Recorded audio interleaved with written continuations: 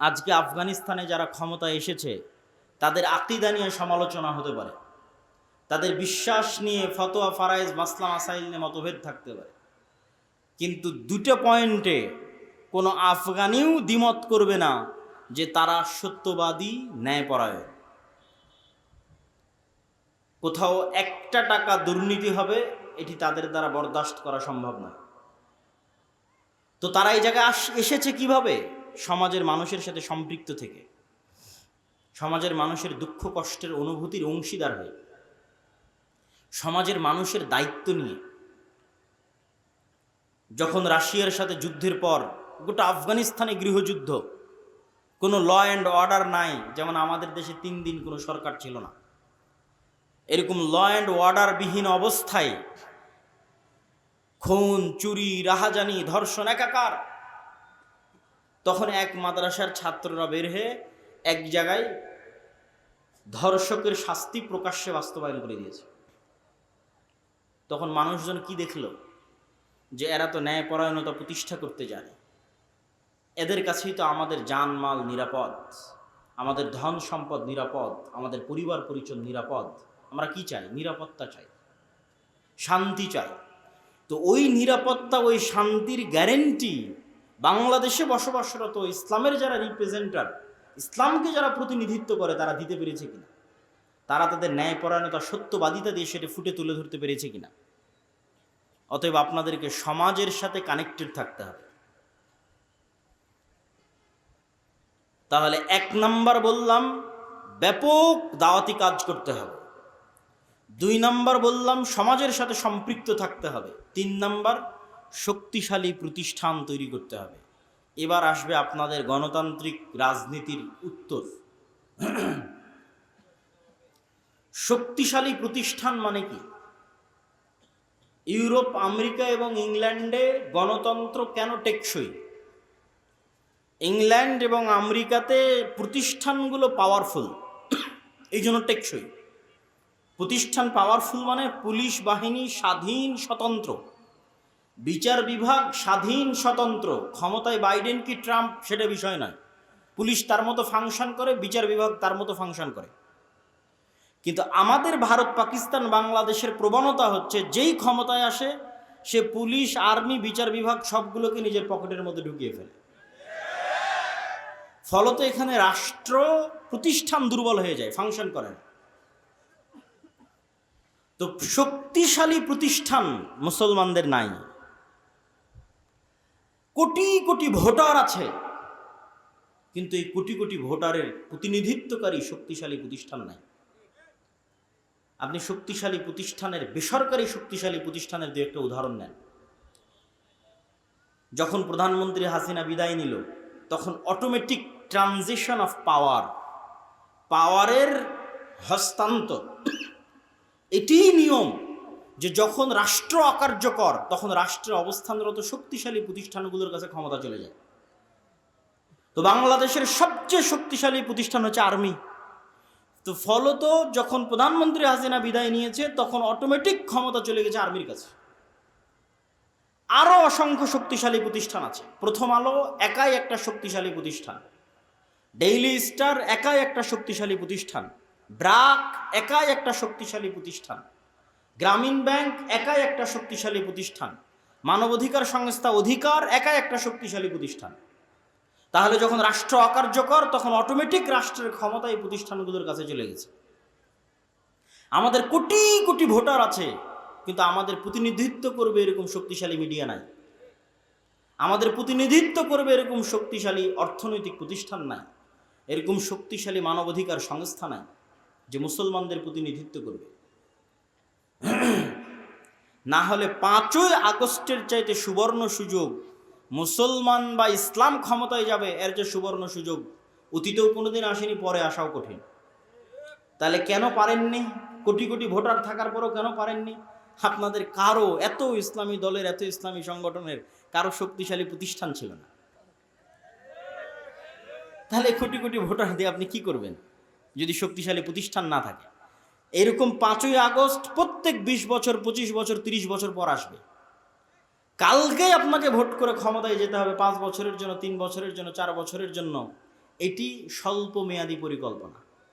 আপনি দীর্ঘমেয়াদে পরিকল্পনা করেন, 50 বছর পর, 100 বছর পর আপনি বাংলাদেশের মাটিতে ইসলামকে বিজয়ী দেখতে চান, তার জন্য কি করা লাগবে সেটা ভাবেন। কাল ক্ষমতায় চলে যাবে এই আকাশ কুসুম কল্পনা 100 বছর থেকে আমাদের হিস্ট্রি পড়া আছে। ইসলামিক খেলাফার পতন থেকে নিয়ে 100 বছর পার হয়ে গেছে। একটা থিওরি পরীক্ষা করার জন্য 100 বছর যথেষ্ট। অ্যাজ এ থিওরি, ডেমোক্রেসি ইসলাম প্রতিষ্ঠার মাধ্যম হিসেবে পৃথিবীতে এখন পর্যন্ত ব্যর্থ 100 বছর। তো 100 বছর যথেষ্ট। আমি যদি একটু বেশি করে বলি তাহলে অনেকেই কষ্ট পায়, তো একটু বেশি করে বলি, অত বেশি করে বলবো না, একটু বেশি করে বলি। 15 বছর বা 16 বছর যে আপনারা ফ্যাসিজম বলছেন, এই ফ্যাসিজমে আয়না ঘর ছিল, গুম ছিল, খুন ছিল, দুর্নীতি ছিল। তো আপনি বলেন তো, এই 16 বছর ফ্যাসিজম কিসের নামে চলেছে? গণতন্ত্রের নামে চলেছে। কিসের নামে চলেছে বলেন? গণতন্ত্র। এই 16 বছর ফ্যাসিজম সেকুলারিজম, ধর্মনিরপেক্ষতাবাদের নামে চলেছে না অন্য কোনো নামে চলেছে? হ্যাঁ, ধর্ম যার যার, উৎসব সবার, এটা কিসের স্লোগান? সেকুলারিজমের স্লোগান না, ধর্মনিরপেক্ষতাবাদের স্লোগান। তাহলে ধর্মনিরপেক্ষতাবাদের নামে চলেছে, সেকুলারিজমের নামে চলেছে, লিবারালিজমের নামে চলেছে। তাহলে আপনাকে এই জিনিসটা বুঝতে হবে। এটা বললে বক্তব্য অনেক ভারী হয়ে যায়। আপনাকে এই জিনিসটা বুঝতে হবে যে গত 16 বছর আয়নাঘর গণতন্ত্র আর ধর্মনিরপেক্ষতাবাদ বানিয়েছে। গত 16 বছর গুম খুন গণতন্ত্র করেছে। গত 16 বছর গুম খুন সেকুলারিজম করেছে। সেকুলার সিস্টেম ডেমোক্রেটিক সিস্টেম করেছে, কোনো ব্যক্তি করেনি। ওই সিস্টেম এখনো আছে।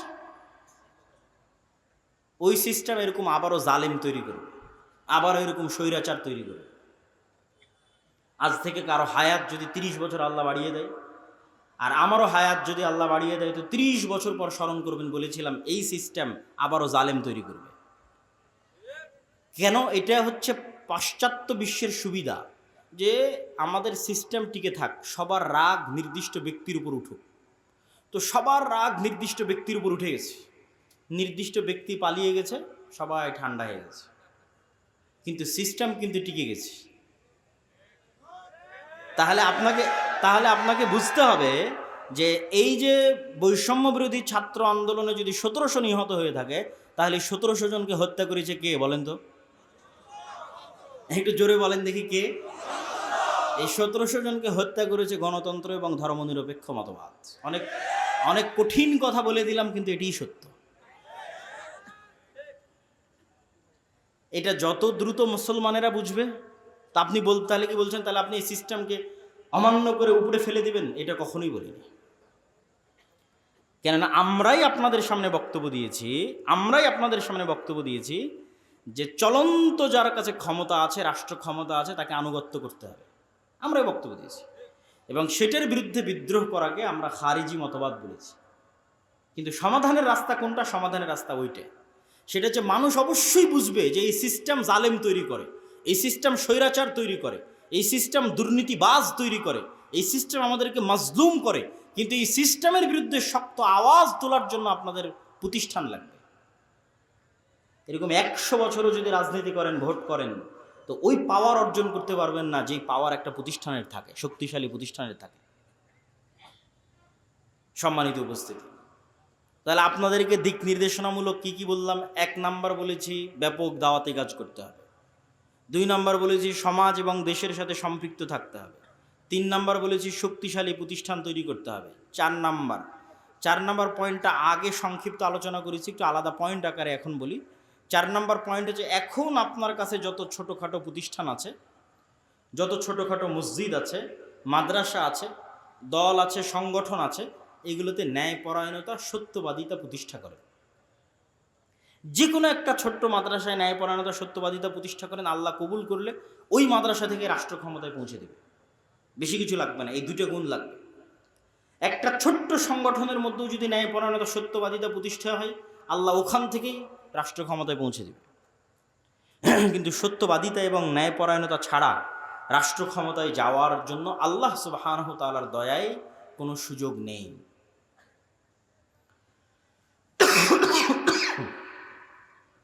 সম্মানিত উপস্থিতি,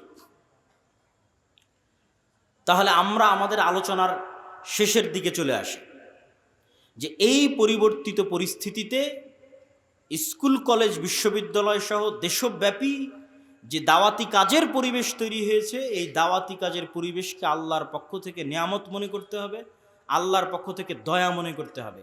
আর এই ধরনের জালসা সম্মেলন কেন্দ্রিক দাওয়াতি কাজ থেকেও একটু বের হওয়ার চেষ্টা করতে হবে। জালসা সম্মেলন ভালো, কিন্তু জ্ঞান কেন্দ্রিক দাওয়াতি কাজ হচ্ছে টেকসই।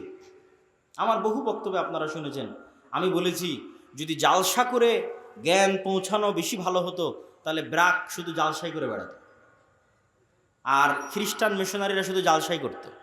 তোরা জালসা করে না, ছোট ছোট শিক্ষা প্রতিষ্ঠান তৈরি করে, শিক্ষা প্রতিষ্ঠান তৈরি করে জ্ঞানের যে। সকলেই বলি আলহামদুলিল্লাহ। দরুদ ও সালাম বর্ষিত হোক পৃথিবীর সর্বশেষ ও সর্বশ্রেষ্ঠ রাসূল আহমদ মুহাম্মদ মুস্তাফা সাল্লাল্লাহু আলাইহি ওয়াসাল্লামের প্রতি। সম্মানিত উপস্থিতি, আজকে নীলফামারী বড় মাঠে আয়োজিত এই বিশাল সমাবেশে মূলত উপস্থিত হওয়ার কথা ছিল আপনাদের সকলের শ্রদ্ধাভাজন, আমাদের সকলের মুরব্বী শাইখ আব্দুর রাজ্জাক বিন ইউসুফ হাফিজাহুল্লাহ, কিন্তু তিনি জরুরি কাজে দেশের বাইরে থাকায় আমাকে তার পরিবর্তিতে এখানে আসতে হয়েছে। যদিও এবছরে কোথাও সম্মেলন বা জালসা, যেটা রাতে এরকম আয়োজন হয়, এরকম আমার কোথাও নেওয়া নাই এবং ছিল না। কেননা ছাত্রদেরই স্কুল কলেজ বিশ্ববিদ্যালয় ভিত্তিক অনুষ্ঠানগুলোর শিডিউলই অনেক, তো তার মধ্যে এগুলোর জন্য জায়গা বের করা অনেক কঠিন ছিল। তবে আল্লাহর শুকরিয়া আদায় করতে হয় যে আমরা মহান আল্লাহ সুবহানাহু ওয়া তাআলার অশেষ দয়ায় আমাদের দেশের যারা মেইন স্ট্রিমে ভূমিকা রাখবে, যারা দেশের নীতি নির্ধারণ করবে, রাষ্ট্র পরিচালনা করবে, তারা মূলত এই সমস্ত বিশ্ববিদ্যালয় স্কুল কলেজগুলো থেকে উঠে আসে। তাদের কাছে আমাদের যাওয়ার বা কথা বলার কোনো সুযোগ ছিল না। আল্লাহ সুবহানাহু ওয়া তাআলার অশেষ দয়া এবং রহমতে সেই সুযোগ উন্মুক্ত হয়েছে। ছাত্ররাও আয়োজন করতে পারছে, আমরাও যেতে পারছি। সেহেতু আমাদেরও উচিত প্রায়োরিটি লিস্টে, প্রাধান্য লিস্টে ছাত্রদেরকেই সামনে রাখা, তাদের মধ্যে দাওয়াতি কাজকে অগ্রাধিকার ভিত্তিতে মূল্য দেওয়া। তারই পরিপ্রেক্ষিতে মূলত আমার এই ধরনের প্রোগ্রাম এবছর হয়নি, এটি আজকে প্রথম আপনাদের নীলফামারীতে। এটিও ভাগ্যের লিখন ছিল। তো আপনাদের উদ্দেশ্যে আজকের এই অনুষ্ঠানে সংক্ষিপ্ত দিক নির্দেশনামূলক যে আলোচনা বা যে বক্তব্য পেশ করতে চাই, সেই আলোচনা বা সেই বক্তব্যের শুরুতেই ভাইদের পক্ষ থেকে একটি আবেদন আছে। সেই আবেদনটি মজলিস ভাঙ্গার পূর্বেই এবং আমার বক্তব্যের মধ্যে কোনো প্রকার ডিস্টার্ব বা সমস্যা তৈরি হওয়ার পূর্বেই আমি চাইব স্বেচ্ছাসেবক ভাইয়েরা যারা আজকে বৈঠকি দান গ্রহণ করতে ইচ্ছুক ছিলেন বা প্রস্তুতি গ্রহণ করেছিলেন আজকের এই অনুষ্ঠানকে, আজকের এই সম্মেলনকে সহযোগিতা করার জন্য, তাদেরকে অবশ্যই আমি তাদের কাজটি এখনই শুরুতেই সেরে নেওয়ার জন্য অনুরোধ করব। ততক্ষণ আপনারা সংক্ষিপ্ত আমার মুখে আমাদের কিছু কার্যাবলীর কথা শুনেন, তারপরে আমি আমার আলোচনায় প্রবেশ করব। আপনাদের যদি স্বেচ্ছাসেবক ভাইয়েরা থাকে তাহলে তাদেরকে এখনই একটু পাঠিয়ে দেবেন। আমাদের কার্যাবলী বলতে আল জামিয়া আস সালাফিয়া এবং তার বিভিন্ন অঙ্গ প্রতিষ্ঠানের কার্যক্রম, তার মধ্যে একদম আপনাদের কাছে, আপনাদের নিকটে জামিয়া সালাফিয়া দিনাজপুর, এখান থেকে অতি দ্রুত সময়ে এবং অতি নিকটে যাতায়াত করা যায় আল জামিয়া সালাফিয়া তেঘরা বিরল দিনাজপুর। এই বৃহত্তর রংপুর এবং বৃহত্তর দিনাজপুরে এক বৃহত্তম শিক্ষা প্রতিষ্ঠান গড়ে তোলার লক্ষ্যেই মূলত দিনাজপুরের মাটিতে এই বৃহত্তম জামিয়া সালাফিয়াকে প্রতিষ্ঠা করা হয়েছে, যেখানে ইতিমধ্যেই ছাত্রদের 4 তলা আবাসিক ভবনের কাজ ছাদ ঢালাই সম্পূর্ণ এবং অচিরেই 5ম তলার কাজও শুরু হবে ইনশাআল্লাহ। আর গত সপ্তাহ থেকে বাইতুল হামদ জামে মসজিদ দিনাজপুরের কাজ আরম্ভ হয়েছে। জামিয়া সালাফিয়া দিনাজপুরে বাইতুল হামদ জামে মসজিদের কাজ গত সপ্তাহ থেকে আরম্ভ হয়েছে, ফালিল্লাহিল হামদ। আর এখানে জামিয়া সালাফিয়া দিনাজপুরে সালাফি কনফারেন্স আছে আগামী 30 ও 31 জানুয়ারি। দেশের জ্ঞানীগুণী বিদগ্ধ পণ্ডিতেরা, একাডেমিক ব্যাকগ্রাউন্ডে উঁচু ডিগ্রিধারী আলেমোলামারা নির্দিষ্ট বিষয়ের উপর, পূর্ব নির্ধারিত বিষয়ের উপর লিখিত বক্তব্য জমা দেওয়ার পরে তারা কনফারেন্সে অংশগ্রহণ করে। মানে আমি আজকে আপনার এখানে যে বক্তব্য দিব এটা আগেই লিখিত আকারে কমিটির কাছে পাঠিয়ে দিয়েছি। এইরকম লিখিত বক্তব্য পাঠানোর পরে জামিয়া সালাফিয়ার কনফারেন্সে বক্তারা বক্তব্য প্রদান করে থাকেন। সুতরাং এই কনফারেন্সকে আপনাদের মূল্যায়ন করতে হবে, এখান থেকে নীলফামারী থেকে স্বতঃস্ফূর্তভাবে উক্ত কনফারেন্সে যোগদান করতে হবে। পাশাপাশি আমাদের আদ-দাওয়া ইলাল্লাহ নামে দেশব্যাপী মসজিদ ভিত্তিক মক্তবের কার্যক্রম পরিচালিত হচ্ছে, যার বর্তমানে এখন যে কাজটা চলতেছে সেটি হচ্ছে জাতীয় মক্তব প্রতিযোগিতা। প্রায় 400টির মতো মক্তব, যে মক্তবগুলোকে আমরাই ট্রেনিং দিয়েছি, মক্তবের শিক্ষকদেরকে আমরা ট্রেনিং দিয়েছি বলতে, নীলফামারী, লালমনিরহাট, রংপুর থেকে কোনো মক্তবের শিক্ষক যদি রাজশাহীর জামিয়া সালাফিয়াতে গেছে ট্রেনিং নেওয়ার জন্য, তাহলে তার যাতায়াত খরচ এবং থাকা খাওয়া খরচ আদ-দাওয়া ইলাল্লাহ বহন করেছে, কমিটিকে বহন করতে হয়নি। কমিটি যেন এই অজুহাতে না বলতে পারে যে আমার কাছে টাকা নেই, এই জন্য আমি ইমামকে ট্রেনিংয়ে পাঠাতে পারছি না। এরকম 400 মক্তবের শিক্ষকের ট্রেনিং সম্পন্ন হয়েছে। ওই সমস্ত মসজিদগুলোতেই প্রতিযোগিতা আয়োজন হচ্ছে। আপনাদের নীলফামারী, লালমনিরহাটেও হয়েছে, দিনাজপুর জামিয়া সালাফিয়াতেও হয়েছে, রংপুরেও হয়েছে। আর আজকে শেষ সেন্টার ছিল খুলনা বিভাগ। এই দেশব্যাপী এই জাতীয় মক্তব প্রতিযোগিতায় যে মক্তবের ছাত্র অথবা ছাত্রী প্রথম স্থান অধিকার করবে তার অভিভাবক সহ ওমরার সুযোগ থাকবে। বলেন আল্লাহু আকবার। মক্তবের ছাত্র ছাত্রীর জন্য এত বড় পুরস্কার বাংলাদেশের ইতিহাসে প্রথম। আমরা বুঝাতে চেয়েছি কি, যে আমরা মক্তবকে মূল্যায়ন করতে চাই, মক্তবকে ভালোবাসতে চাই, এটা বুঝাতে চেয়েছি। অনেক বিজনেস প্রজেক্টে বড় বড় পুরস্কারের ঘোষণা আছে, কিন্তু সবচেয়ে অবহেলিত সেক্টর দ্বীনি শিক্ষার জগতে মক্তবের জন্য এত বড় পুরস্কার থাকবে আমার জানা মতে বাংলাদেশের ইতিহাসে প্রথম। দ্বিতীয় পুরস্কার মক্তবের দ্বিতীয় স্থান অধিকারকারী ছাত্রছাত্রীর জন্য 50,000 টাকা নগদ, আর তৃতীয় স্থান অধিকারকারী ছাত্রছাত্রীর জন্য 30,000 টাকা নগদ। পাশাপাশি যেই মসজিদের মক্তবের শিক্ষকের ছাত্রছাত্রী প্রথম, দ্বিতীয়, তৃতীয় স্থান অধিকার করবে সেই শিক্ষকের জন্য বিশেষ পুরস্কারের ব্যবস্থা থাকবে, যেটিরও ঘোষণা দেওয়া আছে, আমার এই মুহূর্তে মনে নাই কত সেটি। তো এই যে বিশাল আয়োজন, এই আয়োজন কিন্তু ধারাবাহিক চলতেই থাকবে।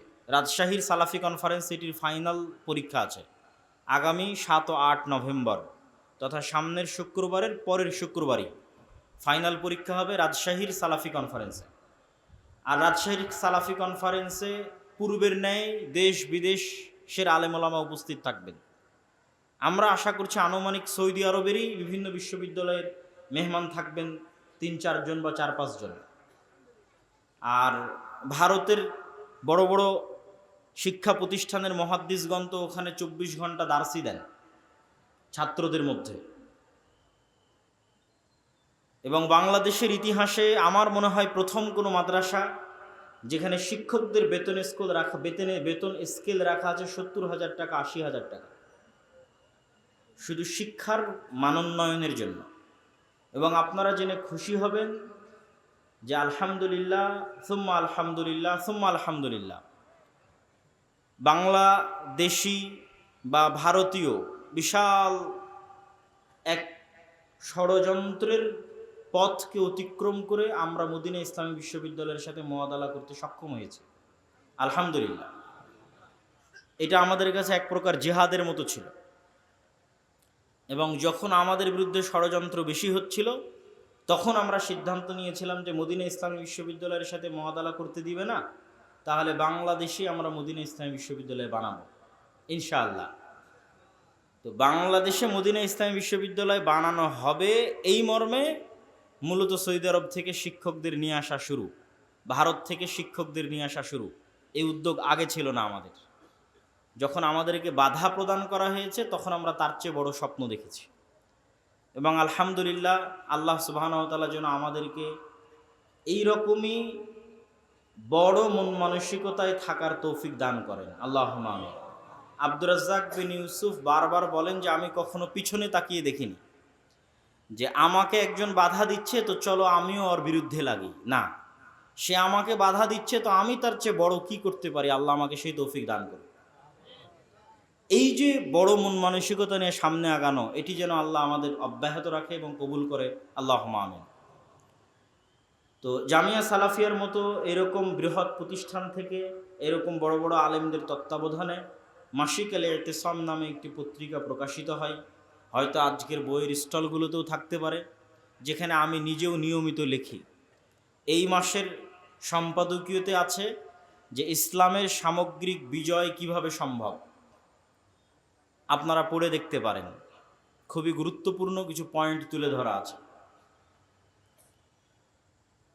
তো আদ-দাওয়া ইলাল্লাহর কথা বললাম, জামিয়া সালাফিয়ার কথা বললাম, মাসিক আল ইতিসামের কথা বললাম। আমাদের গবেষণাগারে যে ধরনের বই পুস্তকের গবেষণা হয়, এই ইসলামী বইমেলা, ইসলামিক ফাউন্ডেশনের বইমেলাকে লক্ষ্য করে অন্তত, এবং সালাফি কনফারেন্স রাজশাহীকে লক্ষ্য করে অন্তত 7টা নতুন বই আসতেছে, 7টা নতুন বই। ফিকহুস সালাফ নওয়াব সিদ্দিক হাসান খান ভোপালী রাহিমাহুল্লাহর ভারত উপমহাদেশের বিখ্যাত সালাফি আহলুল হাদিস আলেম, তার বই আর রওজাতুন নাদিয়ার 2য় খণ্ডের অনুবাদ, নাসিরউদ্দিন আলবানী রাহিমাহুল্লাহর সিলসিলা সহিহার 3য় খণ্ডের অনুবাদ, এবং আরও কয়েকটা বই আছে। মুসলিম পরিবার সংক্রান্ত এক গুরুত্বপূর্ণ প্রশ্নোত্তরের অনুবাদ, যেটি শেখ সালেহ আল উসাইমিনের লেখা, এবং আমার লেখা আছে ফিলিস্তিনের উপর, এবং আমার লেখা আছে হাদিসের উপর, আর মিন্নাতুল বারী 2য় খণ্ড তো আছেই। পাশাপাশি আমরা নতুনভাবে আরেকটি উদ্যোগ গ্রহণ করেছি। মিরপুর 12তে দাওয়া সেন্টার উদ্বোধন করা হয়েছে। আমাদের এই দাওয়া সেন্টারের লক্ষ্যই হচ্ছে এই যে পট পরিবর্তন, এই পট পরিবর্তনকে কাজে লাগিয়ে জেনারেল শিক্ষিত ছাত্র তরুণদের মধ্যে দ্বীনের দাওয়াতকে কিভাবে ছড়িয়ে দেওয়া যায়, এবং এটি নিয়ে আমরা কাজ করছি, ভবিষ্যতে আরও কাজ করব ইনশাআল্লাহ। তো আমি আমার আলোচনার দিকে এগিয়ে যেতে চাচ্ছি। আপনারা জামিয়া সালাফিয়ার জন্য দোয়া করবেন, শায়েখ আব্দুর রাজ্জাক বিন ইউসুফের জন্য দোয়া করবেন। জামিয়া সালাফিয়া রূপগঞ্জে বৃহত্তম যে মসজিদের কাজের কথা শোনেন, সেটির এখন বেসমেন্ট ঢালাইয়ের কাজ চলতেছে, পাইলিং সম্পূর্ণ হয়ে এখন বেসমেন্ট ঢালাইয়ের কাজ চলতেছে, বিশাল কর্মযজ্ঞ। তো এগুলো সব কিছুতেই যেন আল্লাহ সুবহানাহু ওয়া তাআলা বরকত দান করে এবং কবুল করে, সকলেই দোয়া করবেন আল্লাহুম্মা আমিন।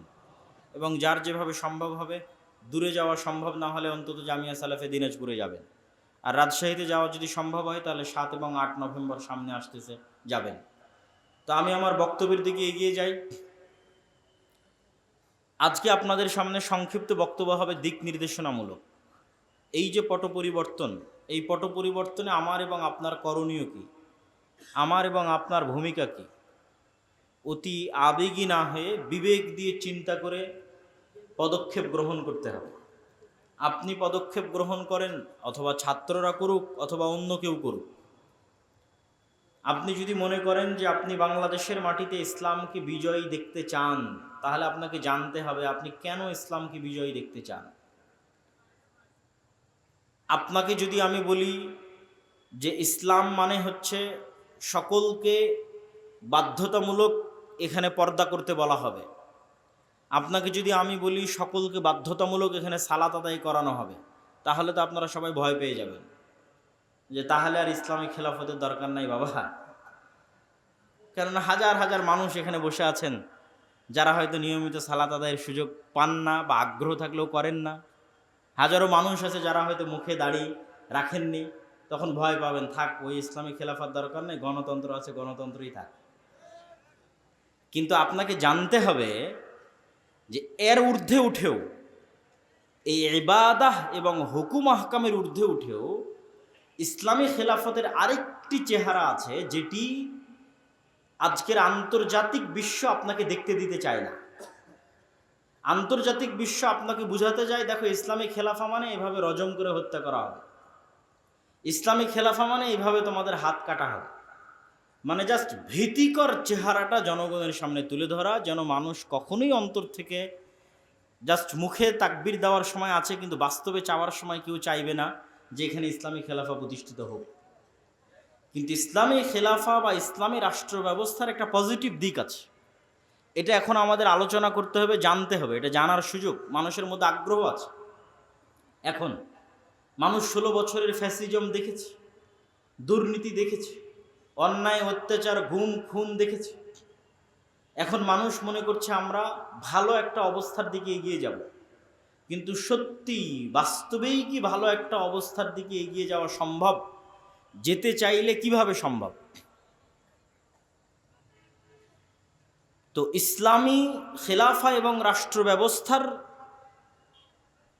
দুটো মৌলিক মূলনীতি আপনাদের সামনে তুলে ধরি। এক, ইসলামী খেলাফা বা ইসলামী রাষ্ট্র মানে সেখানে শতভাগ সত্যবাদিতা থাকবে, সেখানে শতভাগ ন্যায়পরায়ণতা থাকবে। শতভাগ সত্যবাদিতা এবং শতভাগ ন্যায়পরায়ণতা দ্বারা আমি কি বুঝাচ্ছি?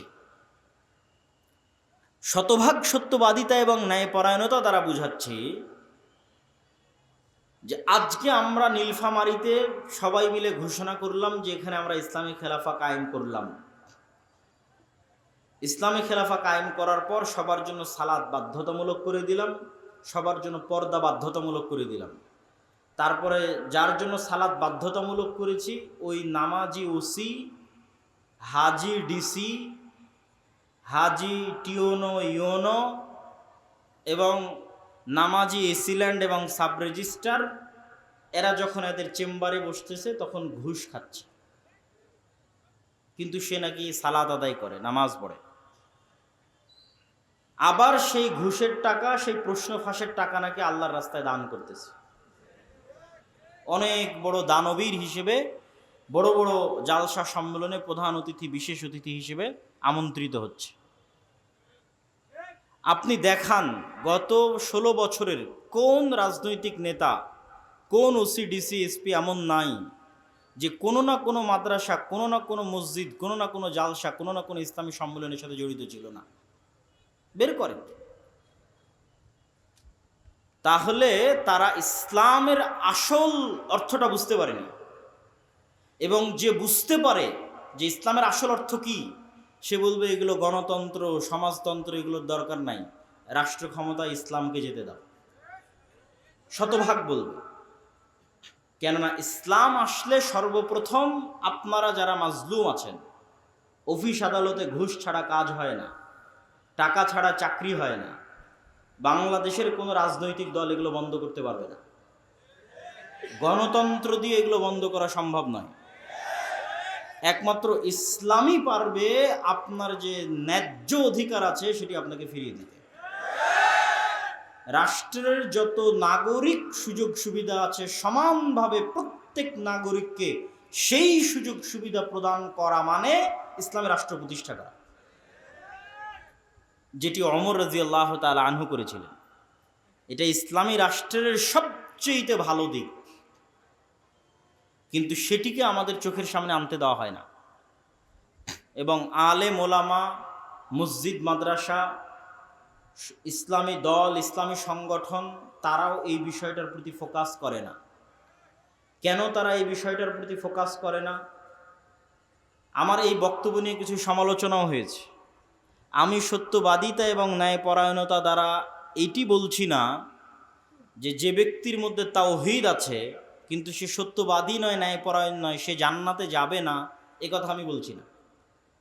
যার অন্তরে তাওহীদ আছে, যে সালাত আদায় করে, সে যদি মিথ্যুক হয়, অন্যায়পরায়ণ হয়, আর আল্লাহর কাছে ক্ষমা চেয়ে নেয়, মানুষের সাথে অন্যায় করে মানুষের কাছ থেকে ক্ষমা চেয়ে নেয়, মানুষ যদি ক্ষমা করে দেয়, তো আল্লাহ সুবহানাহু ওয়া তাআলা তাকে জান্নাতে দিবেন। কিন্তু আমি যেটা বলতে চাচ্ছি সেটি হচ্ছে, সালাত যে ব্যক্তি আদায় করে, যার আকীদা বিশুদ্ধ, কিন্তু তারপরেও সে সত্যবাদী নয়, সে তার প্রতিষ্ঠান, ইসলামী দল, সংগঠন, মসজিদ, মাদ্রাসা, ব্যক্তি, পরিবারে ন্যায়পরায়ণ নয়, তাকে আল্লাহ জান্নাতে দিলেও কোনোদিন রাষ্ট্র ক্ষমতা দিবেন না, রাষ্ট্র ক্ষমতায় যেতে পারবেন না, নেতা হতে পারবেন না।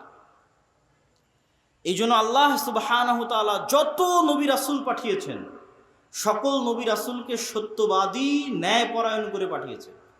কেন? তাকে তো নেতা হতে হবে। আমার নবী মুহাম্মদ সাল্লাল্লাহু আলাইহি ওয়াসাল্লাম যদি আবু সুফিয়ানের সাথে কখনো মিথ্যা বলতেন, যদি আবু সুফিয়ান রাদিয়াল্লাহু তাআলা আনহুর প্রতি চুল পরিমাণ কোনো জুলম বা অন্যায় করতেন, তাহলে আবু সুফিয়ান রাদিয়াল্লাহু তাআলা আনহু তার নেতৃত্ব মেনে নিতেন না, আর আল্লাহর নবী নিজেও নেতৃত্ব প্রদানে অযোগ্য বলে বিবেচিত হতেন। তো আল্লাহর নবী শুধু মানুষকে ইসলামের সঠিক আকীদার, সালাতের দাওয়াত দেননি, তার ন্যায় নিষ্ঠা এত উঁচু পর্যায়ের ছিল যে তৎকালীন বিশ্বে কোনো রাষ্ট্রনেতা, কোনো কাফের মুশরিক ন্যায় নীতি নিষ্ঠায় আল্লাহর রাসূলকে পার করে চলে যাবে, এরকম কেউ জন্ম হয়নি। ফলত সবার মাথা তার সামনে নত থাকত। মাথা নত থাকতো তার ইসলামের দাওয়াতের কারণে নয়, তার ব্যক্তিগত চরিত্রের কারণে। যে মানুষ মিথ্যা বলে না, কারো প্রতি অন্যায় করে না, তার সামনে যদি মাথা নত না থাকে, তো কার সামনে মাথা নত থাকবে? আর আল্লাহ সুবহানাহু ওয়া তাআলা যে পুরো পৃথিবী পরিচালনা করছেন, আল্লাহ কি বলেছেন? কুলিল্লাহুম্মা মালিকাল মুলকি তু'তিল মুলকা মান তাশা। আল্লাহ হচ্ছে সকল রাজত্বের মালিক, যাকে ইচ্ছা তাকে ক্ষমতা দেন, আর যাকে ইচ্ছা তার কাছ থেকে ক্ষমতা নেন। এটা অনুবাদ নয়। অনুবাদ হচ্ছে যাকে ইচ্ছা তার কাছ থেকে ক্ষমতা ছিনিয়ে নেন। নাজা, গরম লোহার উপর যদি পশমের কোনো একটা কাপড় বসান, যে গরম লোহাকে যদি টানেন, তাহলে পশমের কাপড়ের যেমন ছাল বাকলা ছিলে বেড়ে আসে, আল্লাহ এইভাবে রাষ্ট্র ক্ষমতা ছিনিয়ে নেয়। 36 দিনের আন্দোলন দেখেন কিভাবে আল্লাহ রাষ্ট্র ক্ষমতা একদম কেড়ে ছিনিয়ে নিয়ে একদম ধ্বংসের অতল গহ্বরে নিক্ষেপ করে দিলেন। আল্লাহ বলেছে আমি রাষ্ট্র ক্ষমতা ছিনিয়ে নিই। তাহলে আসল ক্ষমতা কার কাছে ছিল? আল্লাহর কাছে ছিল। আর শেখ হাসিনার কাছে ক্ষমতা ছিল অস্থায়ী, এখন যে এসেছে তার কাছেও অস্থায়ী, 50 বছর পর যে আসবে তার কাছেও অস্থায়ী, 1000 বছর পূর্বে যে এসেছিল তার কাছেও অস্থায়ী, কিয়ামত পর্যন্ত যারা আসবে তাদের কাছেও অস্থায়ী। তাহলে স্থায়ী ক্ষমতার মালিক কে? আল্লাহ। এখন আল্লাহ এই পুরো পৃথিবী পরিচালনা করেন নিপুণ, নিখুঁত মানদণ্ডে। আল্লাহ মানুষকে চ্যালেঞ্জ করেছেন যে তোমরা আসমানের দিকে তাকাও, তোমরা কি আসমানে কোনো ত্রুটি দেখতে পাও আমার সৃষ্টিতে? আপনি নিজেকে নিয়ে গবেষণা করেন যে আপনার সৃষ্টিতে আল্লাহর কোনো ত্রুটি আছে কিনা। নাক, হাত, পা, চোখ, মুখ এভাবে না রেখে অন্যভাবে রাখলে ভালো হতো। তো এই পুরো পৃথিবী আল্লাহ নিখুঁত, নিপুণ মানদণ্ডে চালান। সূর্যের যেভাবে ওঠার কথা, চন্দ্রের যেভাবে ডুবার কথা, ফেরেশতাদের যেভাবে যান কবজ করার কথা, ফেরেশতাদের যেভাবে যান দেওয়ার কথা, নতুন বাচ্চা জন্মদানের কথা, যেখানে বৃষ্টি বর্ষণের কথা, যা যেভাবে আছে সেভাবে অত্যন্ত নিপুণ এবং নিখুঁতভাবে ন্যায়ের সাথে, সত্যবাদিতার সাথে পরিচালিত হয়। তাহলে আল্লাহ তার ক্ষমতা ব্যবহার করেন ন্যায়পরায়ণতার সাথে। এই জন্য আল্লাহ সবসময় নিজেকে কি বলেছেন? কোরআনে দেখবেন আল্লাহ সবসময় নিজেকে বলেছে আজিজুন হাকিম, আমি মহাপরাক্রমশালী তবে প্রজ্ঞাময়। দুটো একসাথে লাগানোর কারণ কি? আল্লাহ যদি বলতেন আমি শুধু মহাপরাক্রমশালী, তাহলে যাকে যা ইচ্ছা তখন তাকে তাই করে দিতাম। কিন্তু আমার ক্ষমতা আছে, কিন্তু আমি হাকিম, প্রজ্ঞাময়। এজন্য যা করি ন্যায়ের সাথে করি, যা করি সত্যবাদিতার সাথে করি। তো এখন আপনি ইসলামের নামে, আল্লাহর নামে, আল্লাহর রাষ্ট্র ক্ষমতার অংশ আল্লাহর দয়ায় নিবেন। আল্লাহ আপনাকে দিবে রাষ্ট্র ক্ষমতা, কেননা স্থায়ী ক্ষমতার মালিক আল্লাহ। ইসলামের নামে নিবেন, আল্লাহর নামে নিবেন, আল্লাহ আপনাকে রাষ্ট্র ক্ষমতা দিবে। তো যেই আল্লাহ তার ক্ষমতা প্রয়োগ করতেছেন সত্যবাদিতার সাথে, ন্যায়পরায়ণতার সাথে, ওই দুটো গুণ যদি আপনার সাথে ম্যাচ না করে, খাপ না খায়, তাহলে আপনি আল্লাহর দয়ায় কোনোদিন আল্লাহর প্রদত্ত ক্ষমতা পাবেন না।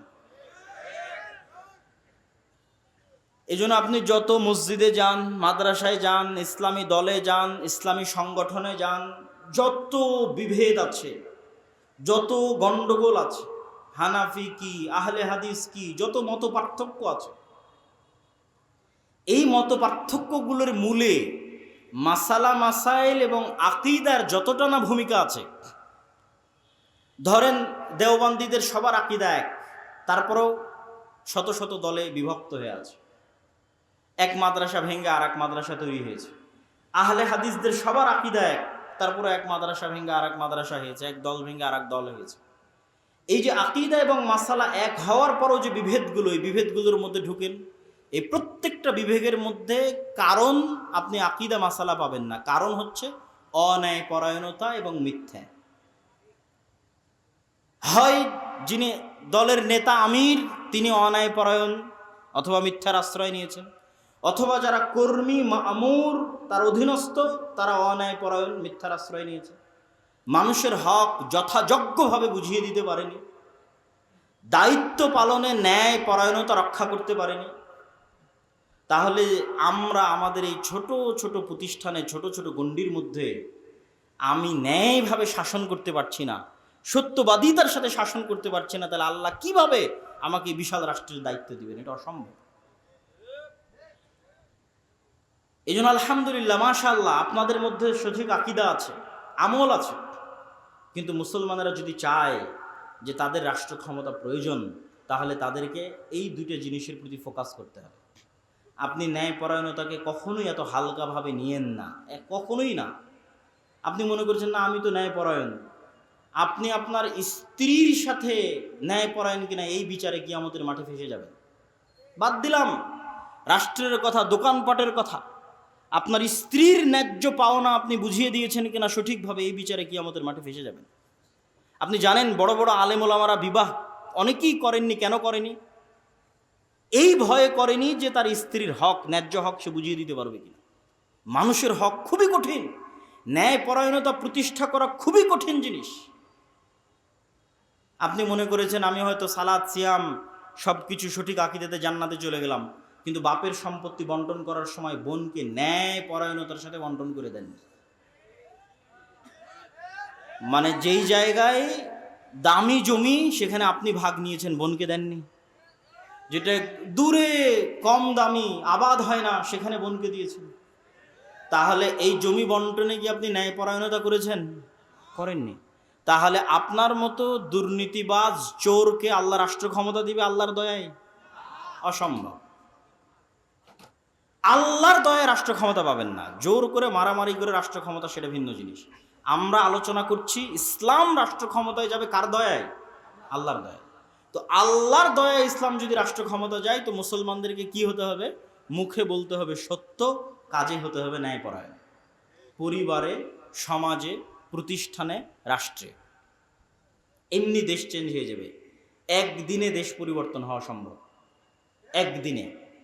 যারা রাষ্ট্র ক্ষমতায় আসে এরা অল্প সময়ের জন্য আসে, আর স্থায়ী থাকে কারা? ওই যে পুলিশ হাসিনার আমলে ছিল এখনও আছে, যে আর্মি হাসিনার আমলে ছিল সে এখনও আছে, সচিবালয়ে যে সচিব ডিসি ওসি হাসিনার আমলে ছিল বদলি হতে পারে, কিন্তু ওরাই আছে। এরা হচ্ছে রিটায়ার্ড না হওয়া পর্যন্ত এরা থাকবে।